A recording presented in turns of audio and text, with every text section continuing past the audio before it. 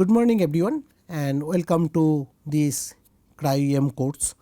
So last class we are discussing about the lens hysteresis and how it is going to affect the imaging, but that time I didn't draw any diagram to explain it what I am trying to say. So we will discuss about those things also, and that will help us to understand the system. Before that, last to last class we discussed about that EM lens system. So what is that EM lens? So always remember that EM lens system, as I mentioned, there will be a deflector. So that is called, this is a deflector. Then there will be a electromagnetic lens. If we just consider that, okay, so we all know that electromagnetic lens, it will look like this. So there will be a gap, those will be the copper wind properly. So here there will be a gap between these two, so those will be the copper winding, and this will be the gap where the magnetic flow it will come, and then there will be a two lens system, that is called the stigmator, STIGMA, stigmator. The stigmators will be there, and then at the end this is our optical axis, and at the end we have a aperture.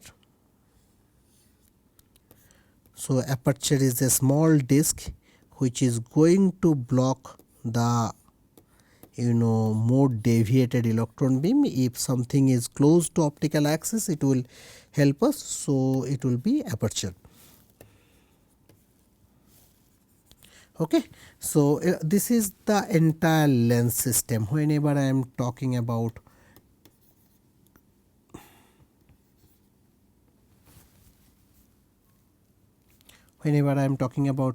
condenser lens 1, condenser lens 2, then objective lens. So objective lens will be split into two half, upper and lower objective lens, and then intermediate lens, and then projector lens. Okay, so the projector lens again 2, it is 1 and 2. So sometime in between the condenser lens 2 there will be a condenser lens 3 will be also there. So we mainly consider this. Now all the lens system is connected with these things, that we have a objective lens or condenser lens 1 or condenser lens 2, it does not matter, it always has a two deflector, and then there will be electromagnetic lens, there will be a stigmator, and there will be aperture. So aperture, I told you there will be a hole inside. So this is block, this is a metal disc, this will be blocked, and this is the hole where electron beam can go. Now we can use a different types of magnetic field to converge or diverge the electron beam. Now what is the role of the deflector? Sometime electron beam is not coming through the axis, it is deviated from the axis. If it is deviated from the axis, so if I just use different color here, so if you just consider that my electron beam is coming from this direction, it is not following the optical axis. So then definitely most of the electron beam is going to block here, and that is not a very ideal scenario, right? So now here we are using a deflector, some kind of magnetic field, which it will help us to deviate the path of this electron. So electron cannot go straight, we are using a magnetic field here. And then again this one we are using a certain kind of magnetic field, which it will help us to not only deviate, follow this path, optical axis path. So it will come in this way and try to push in this direction. So if there is a deviation of that electron beam in one direction, or if it is deviated from the optical axis, this deflector deflector plays a very vital role to bring the electron beam through the optical axis. So that is the reason deflector is always we use it during our microscope alignment, and it is very important when the electron beam or light source it will come, always it should follow the optical axis, and this is our optical axis. Now, so this is the role of the deflector. Then stigmator also, it is helping to arrange the beam, and it should follow this optical axis, and it should follow a circular way. All the beam should come as a parallel. Okay, stigmator is dealing these things. Now there will be always some kind of aberrations will be there. If we are going to discuss all this aberration, there will be 4 major aberrations are there. One is astigmatism, second one is the spherical aberration, chromatic aberration, and coma. So those things we are going to correct with this astigmator or the deflector. Now what I was talking here, that most of the time our electron beam is going to block through this aperture. So now if you just consider, there is another electron beam is coming in this direction. Okay, so they are coming, there is a magnetic field, there will be a deviation, and there will be a crossover point somewhere here. So if we just consider that, okay, let me draw these things little bit proper way. So if we just consider that, okay, first there will be a magnetic field, and then if this is the ray, it is coming and converge in particular point. Okay, so when they converge into particular point, if they will just follow the path, right, they will follow this path, and in this particular case there is all over there is a beam. It is not like that only 1 or 2 beam is going to come. So in this particular sense you can see this is the area where it is allowing some of this electron, and rest of the electron whatever it is coming through this, it is going to block all the electrons. So that is the role of the aperture, that if some electrons are deviated too much, it is going to block by this aperture. It will allow only certain electron beam which are close to the optical axis and very coherent, and that is going to allow through this aperture. So this is the overall system of a electromagnetic lens system. Now let us see in the microscope room. If we enter to the microscope room, do we always see that it is written as a condenser lens system? It is a condenser lens 2, objective lens, or projector lens or intermediate lens. There is some specific name of those lens systems. So it is better we should know which lens is connected with what. And deflector, as I mentioned that, okay, there is a deflector, this is the common lens system for all these lenses. For the condenser lens, these 4 items are there. If we just consider, this is item number 2, this is item number 1, then 2, then 3, and then 4. All these 4 items will be there in all the lens systems separately. For condenser lens 1, condenser lens 2, objective lens, like that. Now if we just go to the microscope room, so there will be a beam deflector, there will be a gun deflector. So there is a different whenever it is connected with one particular lens. So those things, those deflector or stigmator is connected with either objectives or condenser lens. So all these lens systems has these 4 components, but it has some separate names. So it is better we should know those lens system, that okay, what are those lens and how we can use those things. So we are very much familiar with this setup, that okay, how those things are connected. I already showed you these things. So this is the entire microscope, and then condenser lens 1, condenser lens 2, objective lens. This is a 2 split, that upper objective lens and lower objective lens. And previously we also connected all of this with here, that okay, the gun is connected here, our accelerating stack is somewhere here, then this is our goniometer or sample insertion area, this is our condenser lens aperture, then objective lens, and all the projector lens are here. Projector and intermediate lens are connected is here. This is the viewing chamber which is connected with this one. Our camera will stay at the back. Nowadays we are using a mainly for biological science sample purposes, we are using K2 camera or Falcon camera. Most of the time those cameras will go at the bottom. So it is a side mounted camera, we are using CCD, or the bottom mounted camera mostly we are using this direct electron detector, either it is K2, K3 or Falcon. So this is the same column architecture. So now you guys are very much familiar with the gun deflector. So I mentioned that each and every lens has a different types of deflector. Whenever we are talking about the gun condenser lens, it is coming because electron beams are coming from the gun. So now you can see deflector is there, stigmator is there, aperture is there. So I splitted this entire system with these 4 component. So we have a deflector, we have lens, we have stigmators, and then we have aperture. Now same thing is true for the objective lens system also. So this is the objective lens area where we have a deflector, objective lens, stigmator and apertures. If you go down, you can see that image deflector is there and rest of the lens system is there. Now we start from the top.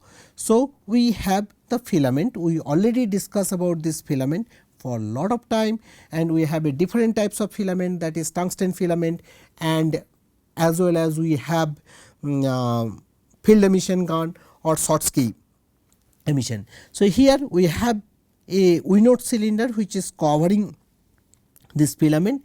So whenever we will go to the microscope room, we will see that it is written filament or current bracket, it will come as a filament, but you cannot see anywhere it is written the Winot cylinder.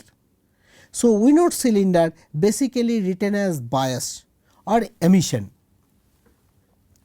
So you can see that this emission, it is going to control that. Okay, so how much emission is there. Then in gun it will be a different type of gun or filament, whatever we want to use it. Now it is coming to the accelerating stack. There will be a multiple stacks are pile up together. So here the accelerator stack, it is called the voltage or high tension. So that is, we are showing you that in previous column that I mentioned that in this the high tension is connected through this one. Previously we mentioned about that 100 kb microscope, 200 kb microscope or 300 kb microscope. This kilo kV is coming through the high tension. It is definitely not taking from the normal power supply. It is developing that 200 kilovolt or 120 kilovolt or 300 kilovolt, and it is taking that amount. Now it is coming to the gun. So now you can see there is a 2 magnetic system is there, electromagnetic system, which is called the gun deflector. If there is any changes happen in the gun region, if the electron cannot come through the optical axis or there is some kind of deviation, that gun deflector is going to correct that one, and that will be, you will get it as a gun shift or gun tilt. It will be not written as gun deflector anymore in the microscope room. Now the first lens system it is coming, that is called the condenser lens 1. So condenser lens 1, if you look at the condenser lens 1, it is mentioned as a spot size. So that is a very important parameter, that high spot size and the small spot size. So when you are using a high spot size, you are getting a more coherent, and low spot size means big and less coherent electron beam. We can discuss these things in the later stage with a ray diagram, and this will be clear to all of you, and this is a very important part for our biological sample purposes. Especially for cryo-electron microscopy, we are using a very high spot size because we want to control our electron dose using this C1 lens. And so this spot size is an important lens system for our purposes, that is we are going to discuss in the later stage. Now it is coming to the next lens system. That next lens system, it is called the lens 2. It is a condenser lens 2, or we can call it is intensity. Whenever we will enter in the microscope room, we can see it is written as intensity. It will be not a condenser lens 2. We can see only condenser lens 2 it is written if we just want to correct their astigmatism. Astigmatism is a aberration. We will going to discuss about that. So, your beam will be elliptical, it will be not circular anymore. So, that time your stigmator is going to play an important role. So, here you have a condenser aperture, this is the condenser aperture, and then this two you can we can say that it is a condenser astigmator. So, there will be two kind of astigmator we can get it, that okay, the condenser astigmator which is going to correct the condenser astigmatism, size and the centering. We can control all of these things. Now, it is coming for the next one, that is the imaging system, where we have the sample holder. That is, I was telling that the goniometer or the stage area where we can insert our sample, and the sample will stay in between these two objective lens. It will be upper objective lens and the lower objective lens. Now, above this sample it will be a beam deflector, because beam is coming here. Now, we are telling that this is a beam deflector. If you look at this beam deflector, you can find it in the microscope room, it is written beam shift or beam tilt. Now, objective lens is connected, this is our sample holder, and here one more important part is there, that we have to insert the sample in one particular position. It should not change its position. So, if we have a sample here and if we have a objective lens, so this is my sample and this is my objective lens. So, upper objective lens, lower objective lens, and I am inserting my sample here. This is the only place where physically I am changing the position of something, right. So, when I am changing the, so rest of the lens systems are fixed in the electron microscope. So, I am physically putting my sample or adding my sample inside this objective lens. Now, here we have a particular position where my sample it will go and stay there, that is called the eccentric height of the sample. So, if eccentric height it is changed, it is going to affect our rest of the imaging part. So, that is the reason here position or z height or tilt is very important where we are storing our sample. So, we are keeping a exact z height. If it is not, we have to adjust our z height, that we are going to discuss again later. Now, objective lens, is it going to if can you see it is written as an objective lens? No, we cannot see it that it is written as an objective lens. You can see it, it is written as focus, because objective lens is a very strong lens. We already discussed this one, and this is basically helping us to focus our electron beam. And now, whatever stigmator and aperture is connected with the objective lens, it is called the objective stigmator or objective apertures. Now, if you come down of this one, you can see that it is next, it will be image deflector, which is appearing as image shift and tilt, and then there will be two intermediate lens system. So, there is a projector lens and two intermediate lens and two projector lens, which can change the magnification from 5K to 22K or 32K. You can get a different magnification. So, now from this one we can get the detector and get all this imaging information. So, this is the overall architecture of the microscope, which is connected with different option, and their names are different. It will be not written like a gun deflector, condenser lens or condenser stigmator or condenser aperture. Now, let us take a look how the STEM server or user interface look like. So, it is very important whoever is going to the microscope room, what kind of user interface we are expecting. So, here you can see This is the TEM server or user interface.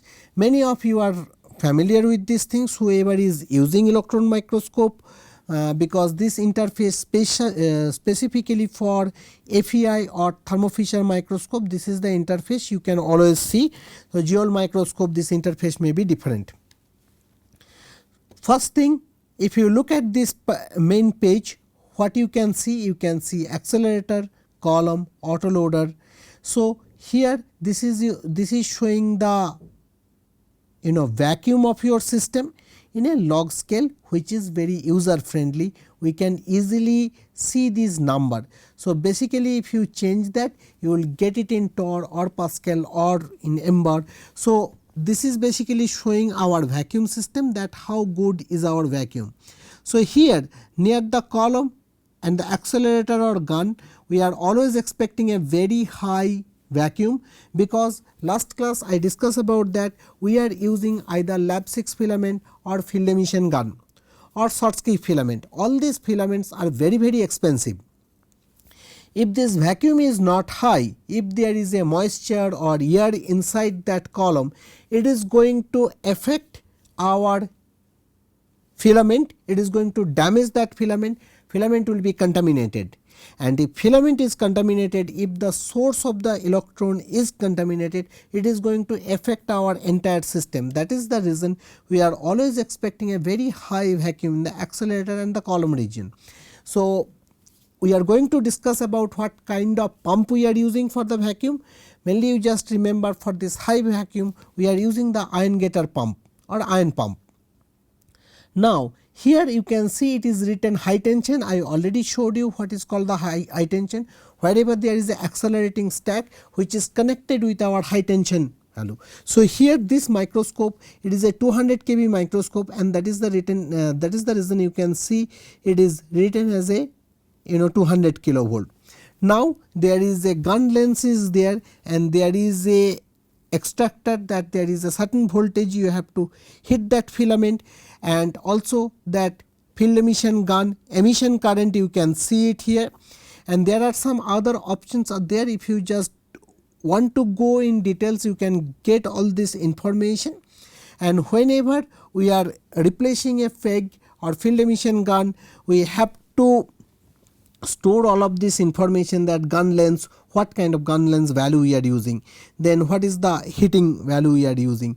So, those values we have to store here. And now, there is some button you can see it, that okay, it is written MF X, MF Y. So, those are called the multifunction X and multifunction Y. We will come back and we will discuss about this, what is this multifunction X, multifunction Y. Now, this is the area where we can see our images, what kind of images we are imaging. Okay, one more important panel, if you look at this bottom panel, this is also very important. You can see the magnification here. What is the magnification? Currently, whatever magnification we are imaging, that is 45,000 x magnification. Okay, and here you can see it is written SA. So, this is called the SA mode magnification. One condition you should remember, that is one of the major difference for light microscope and the electron microscope. Electron microscope we are using electromagnetic lenses, and those lenses are fixed. It is not like light microscope objective lens, that we can just change the position of the objective lens. So, electromagnetic lens we cannot change the position, we can change the magnetic field, and that is helping us to magnify our images. So, you can start from a very low mag, even if you go to 50x mag or 75x mag, and then you can go to a very high mag. So, there will be a 3 different mode in electron microscope when you are imaging. So, one mode will be LA mode, which is a very low magnification imaging you can use. Then it will come to the medium mode. So, above 1000 x magnification to 2600 x magnification, it will be in LA mode. After that, it will convert to the SA mode, where mostly we are using the very high magnification imaging. Now, for the biological science sample purposes, if our samples are very very small, so if we just consider that we want to image a protein sample, where the protein sample, the molecular weight, you just consider that it is a 300 kilodalton protein. So, maybe one monomer or one protomer is 60 kilodalton and it has 6 subunit. So, it is coming 360 kilodalton or near around 400 kilodalton, or if you just consider GROW-EL. So, all this sample you can go to minimum magnification, what we are showing you here, something that 45x magnification to 60x magnification, and that will be good enough to see those molecules.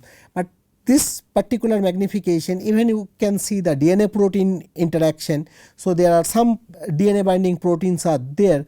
So, if you just want to image those things, you can use this similar magnification. Now, if you want to image a virus particle, you can use the same magnification, or you can go little bit lower magnification to see more virus particle in this same magnification. Now, if you want to image a bacterial cell or normal human cell, that macrophage or neutrophil, you want to image it, generally you have to go to a very low magnification. So, for the bacterial cell, if you want to image, so sometime in some bacteria it will be good enough to that you can see, want to see the bacteria and virus interactions.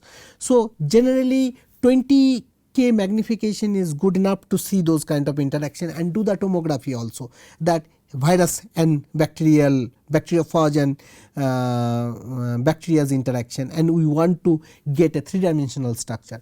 Now, I want to image a cell, so any human cell, macrophage. So, generally we have to go to very low mag if we want to capture the entire cell, because any normal human cell, if you just consider the macrophage, neutrophil, RBC, sizes is almost near around 10 micrometer, and we have to go to low mag. So, below 6000x magnification. Now, the other hand, I want to image a very small protein.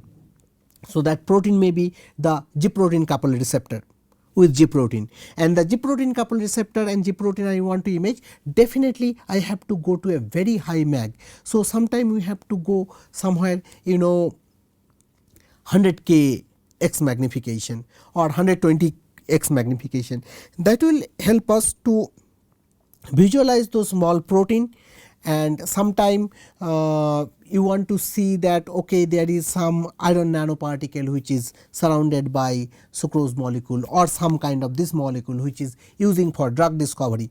So, those we have to go to very high magnification. Now, you can see when I started, I told you the one limit for the light microscope is that magnification, we cannot go to a very high magnification and we cannot reach that high resolution, but the electron microscope, that is the that is the good thing for the electron microscope, where we can go to a very low mag, even a 50x magnification, to a very very high mag.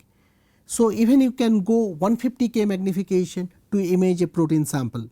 So, generally for the structural biology purposes or some imaging purposes, within 120K magnification or 150K magnification and is good enough to visualize most of the biological sample so far. If you look at this diagram, here you can see this is the magnification we are talking about, and this is a very important part, that is called the dose. When electron dose it will go through, you can see a very bright light here, circular light. I am going to show you those things, and whenever we will go for that workshop, that 6 classes, there I will describe all of this beam, how this beam should look like. So, beam will be a circular beam and it is a very bright white beam. Now, so when we have that white beam, it will show some kind of dose also, that how much electron dose is there. For the material science sample, the dose is not that important. For the biological science sample, it is a very important part, because if we have a very huge dose, it is going to damage our sample. So, we have to regulate that. So, this is called the focus. Here we mostly use the defocus term. Why we are using defocus term? I will describe these things in a later stage, but some kind of focus is required here. Now, if you look at here, if you look at this panel, you can see what is the magnification, what is your electron dose, and what is your defocus value. Now, if you look at here, you can see the high tension, And also, what is the spot size? I told you the spot size connected with your condenser lens. What is the current of that objective lens, or objective lens is here. So what is the current for that condenser lens 1, condenser lens 2 and objective lens? So those parameters are not very important at this moment. What is required here? I'll just mark those things. The most important part is your high tension, your spot size, your focus step. Focus step means that how fast you want to do your focusing. So if you just use the focus step 1, you will do the fine focusing. If you just use the focus step 4 or 5, you will change the in a micrometer range very fast, and your focus will be not that fine focusing. So the focus step is dictating what kind of focus do you want. So you should pay attention for the fine focusing. Most of the time it will be better when you will do the focusing, you decrease the size to 1 or 2. And now the another important part is the defocus and your dose and your magnification. Now here also you can see the same defocus value here, and this tells you that camera condition, that whatever imaging condition you are using, it is stable or not stable. So now here there is other parameters are also there, that is also very important. Here we can see x, y and z. What is that x, y and z? So if you just consider this is your entire area where you want to image, so you can move around in any direction. So if this is your sample area and this is the trajectory how you are moving. So in this movement, this may be x and y direction movement, okay. That I will show you in the next slide how this part looks like. And then there is a other parameter, it is called the z height. So if you remember, when we are talking about that z position or z height, it is a very important point, because that is basically eccentric height of your sample. So it should go in a particular position of your objective lens. So if this is your objective lens, it will go in a particular position and stay there. That is the actual eccentric height. If it will change the position from your eccentric height, it will change the focus of your sample. That is the reason that z height means that is it in your eccentric height or not. If it is not, you should change the position of your sample holder tip and keep it in a eccentric height. Now we will go to the next slide where you can see those are the enlarged view. Here you can see this is the enlarged view of this particular window, where you can see all the status, what is the vacuum here.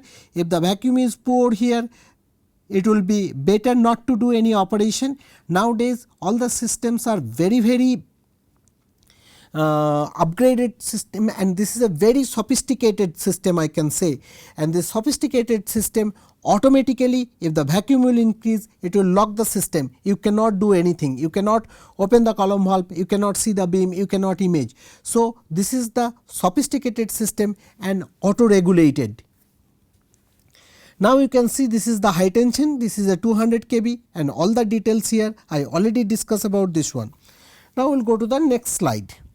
So here if you look at the top, you can see there are some options are there. Setup is the first page, and then there is a autoloader system. So that autoloader we are going to discuss in the later stage. So at this moment we are not discuss about this particular part.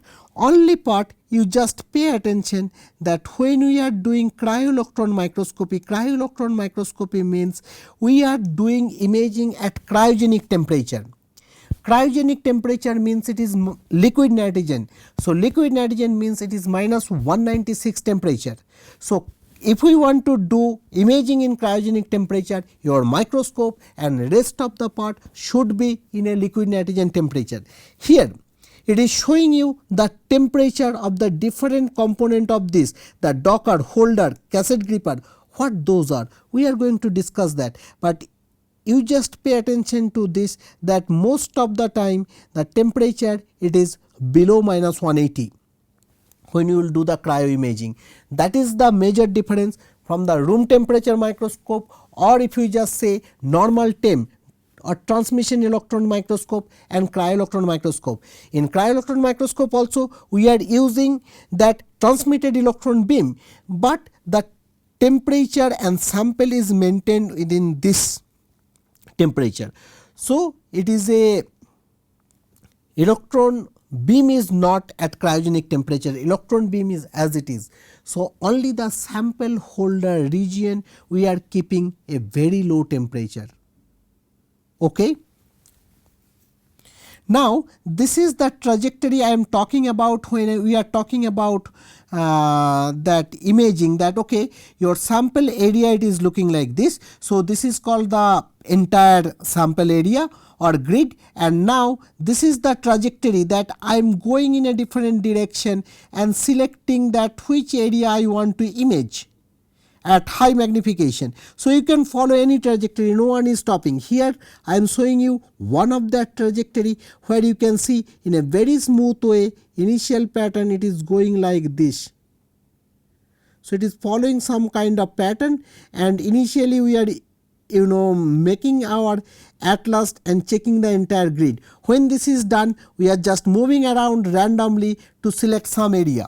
Here it is showing you the beam setting, what kind of spot size we are using. We are using spot size 7 here.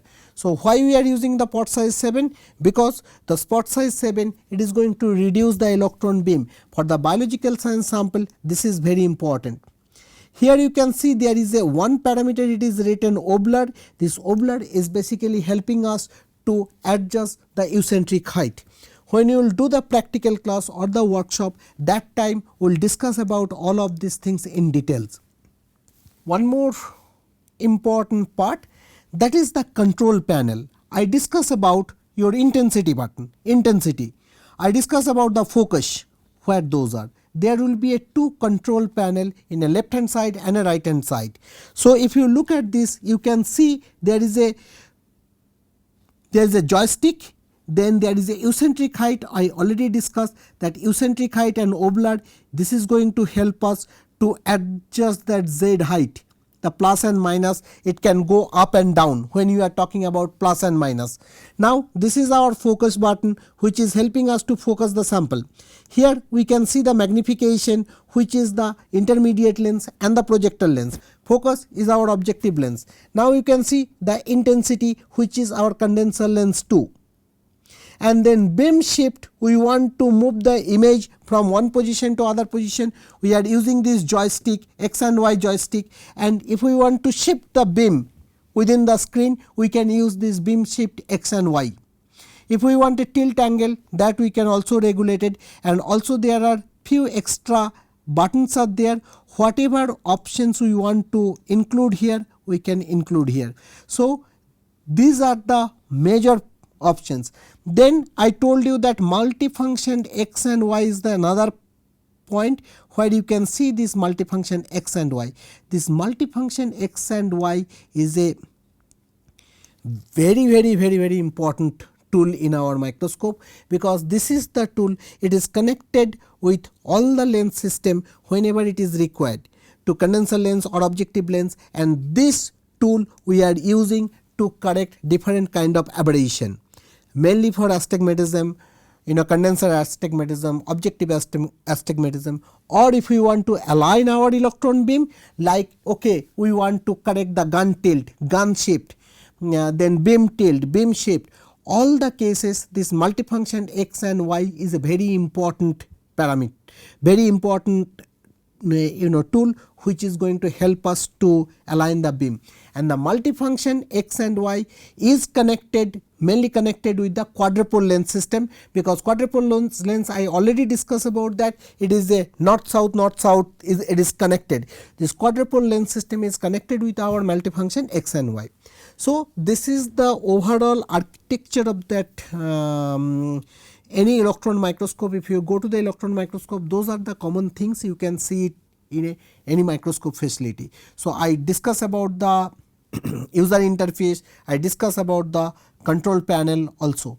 So those knobs are very delicate. Whenever anyone will enter the microscope room, you should be very careful. You should not touch all of this button or the interface, because if there is a certain change with those intensity or the spot size or the focus, it will take a lot of time to bring it back. So this is a very delicate instrument. So you should be very careful when you will enter into the into any electron microscope facility. So I will stop it here today, and the next class we are going to discuss about the ray diagram and how we can get a magnified image or high resolution image or low resolution image. Thank you all for your attention.